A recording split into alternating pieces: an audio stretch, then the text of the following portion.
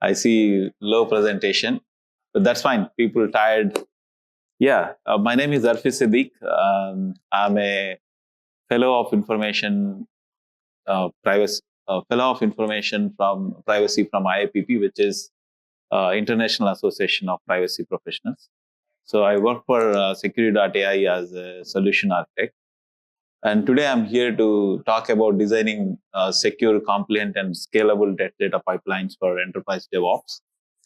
So we'll be talking about in the coming 20-25 minutes. I'll be talking about what is the test data crisis, an enterprise test data framework, and how those security implementations in the part of the enterprise test data management, and how we do the DevOps integration and the case studies in it.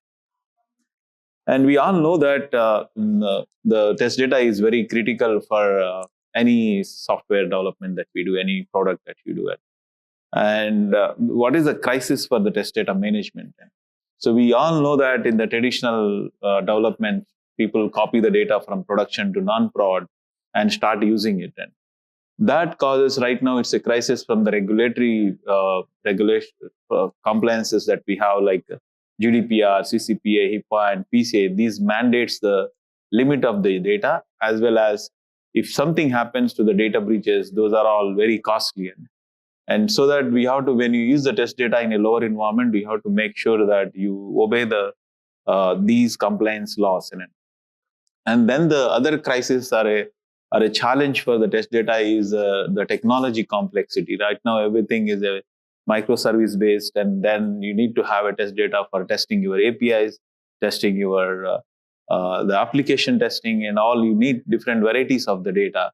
And at the same time, it's a multi-cloud deployment. So you are deploying the products in multi-cloud. So you need different varieties of the test data, even for a QA one set of data, for UAT one set of data.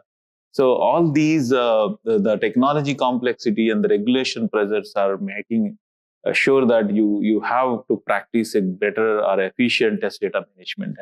And on the top of this, velocity of the demands means how frequent these releases are happening. Right now, in the 2 weeks of sprint, you need to prepare well ahead. That 1 week before that, you should prepare the test data so that the test engineer have enough time to take it and test it. And then you should have a mechanism to get this data in a multiple environments as well, because a lot of people using in a different use cases, like as I mentioned, API testing and the application testing in it. And this crisis, if you see that based on the reports from IBM Security Cost and the Gartner reports, the cost of the poor test data management is, as part of this, if you get a fines, it's around 3.5 million for a data breach happens. And at the same time, if you have a poor quality of the test data, there are 43% of the delays happen to the projects. And then if you see that developers or QA people, annually they spend, each person spend 280 hours of their time to just prepare the data. And because there is no way that they can, if you don't have a test data management in place, they are just building this test data by writing some SQLs, by using some files and all. And then there is no way that they can maintain the data. For every release, they have to modify it and do it. So that's where it's too expensive with respect to the time. And then the product defects, the actual product defects are 68% are due to the bad test data, not having enough data. So all these mandates to have an efficient test data management, and that's where what an enterprise test data management should contains is in a way to automate the data provisioning. So you just have an automate mechanism to read the data from production and copy into the non-prod environment. And then on the top of it, as we have limitations with the regulations, you need to have an advanced masking rules on the fly, in transit, or in place, that you use format preserve encryption, tokenization, dynamic data masking to mask the data. And then sometimes you always, there is no way that you can get a data from production. Sometimes it's a new product that you are building. There is no data in the production. You need to have a mechanism to synthetically generate the data. So your effective TDM should have a synthetic data generation, and then the lifecycle management of the test data means you are provisioning the data. You should have a they will provisioning of these data into your version control and the self-service portal, like you just single click, you provision the data, and then you maintain different versions of the data. Each version goes to a different teams can consume it. And then after the testing, you should have a mechanism to auto clean it and then apply some different retention policies to just to get rid of that data once the data is in after use. And then how you can secure these data test data models, and you can use a RBAC, role based access control, and the attribute based access control. In the RBAC, as I mentioned, in the test data we have a self-service portal, and when the self-service portal is there, you can control it to a role based access. And so you can have different environment specific, like dev, QA, staging, and then have different roles created. People can access based on their roles. And then it's a time specific, time bound access as well. So you can just provision them access to particular time. Or these role based, you can access to your identity providers as well. Like you can use SSO single sign-ons to use that data. And the other one is attribute based control access, wherein you can classify the data like it's a confidential, restricted data, and then based on the classification you can assign it. And then based on your location where you are testing it, and your network as well, you can define it, and then you can assign those data, test data for the user.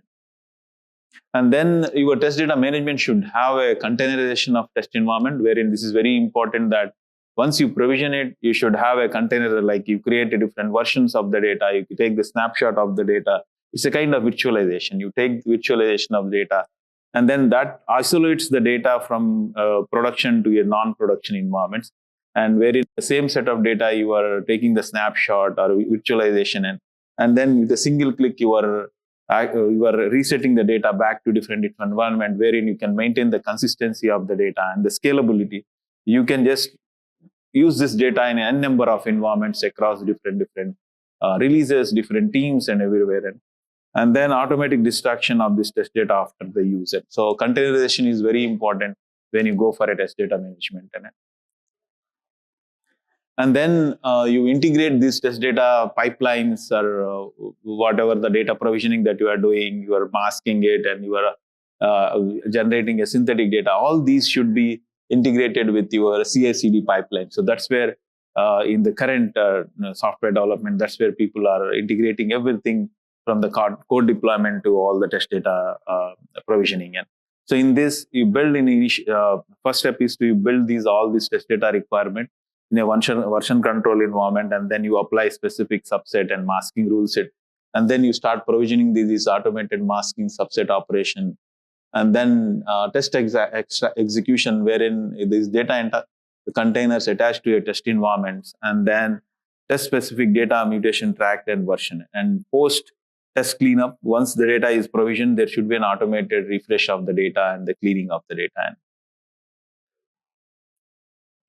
And these are some advanced data masking techniques that, as per the regulations, what we discussed. One is the format preserve encryption, wherein if you see the SSN always follow a format like 3-digit, -2-digit, 4-digit. And then after the format preserve encryption, we'll maintain the same format. So this is very important for some of the application, because they go by different formats, and you should not change the format. And then tokenization. Tokenization is similar to the format preserve, but wherein you can just you don't need to maintain the format here, wherein the important here is the referential integrity to maintain this after the tokenization. And then differential privacy, wherein you add some noise to the data, like here in the salary is 105750, wherein after masking, you can add some range to it so that the salary will not change much.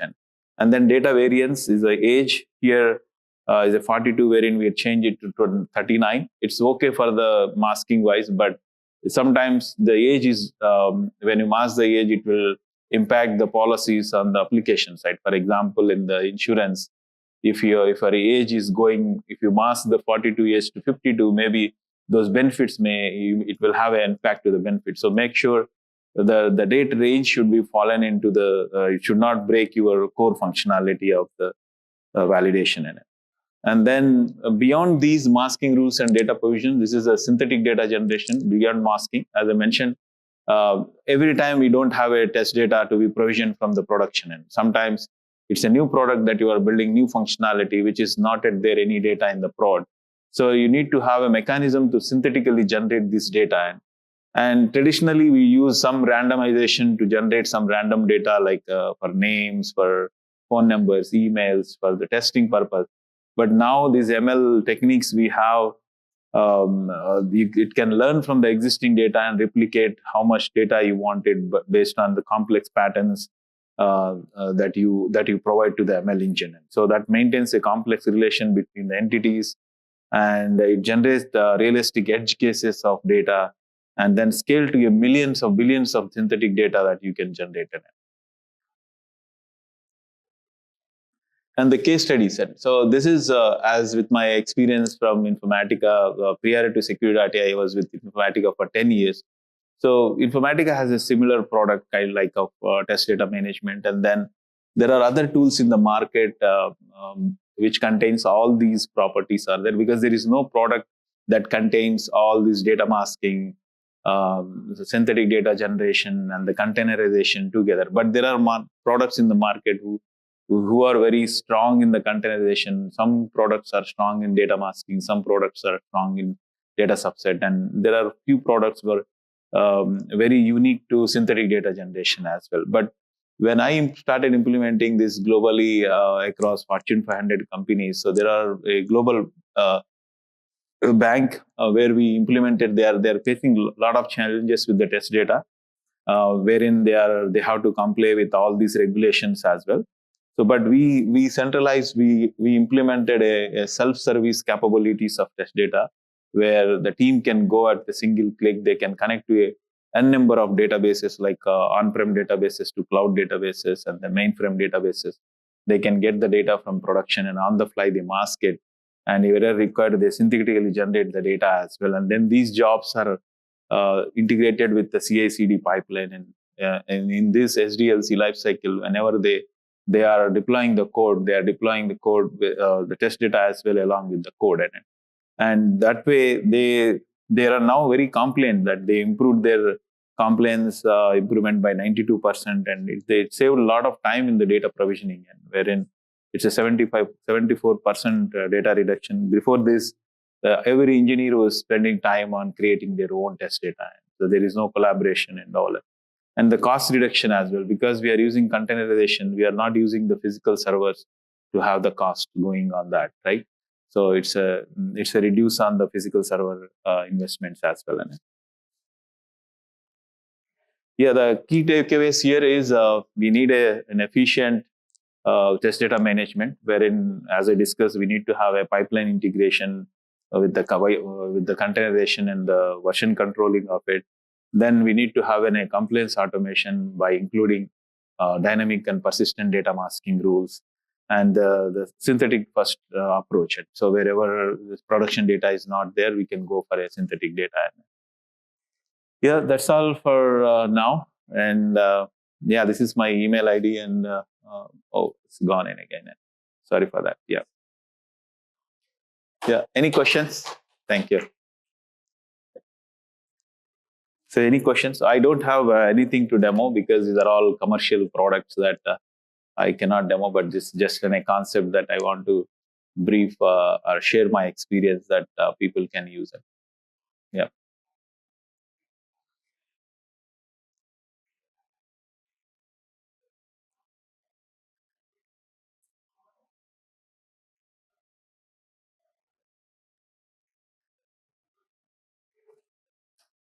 Yeah, that's it. Thank you so much. Thank you. Thanks a lot.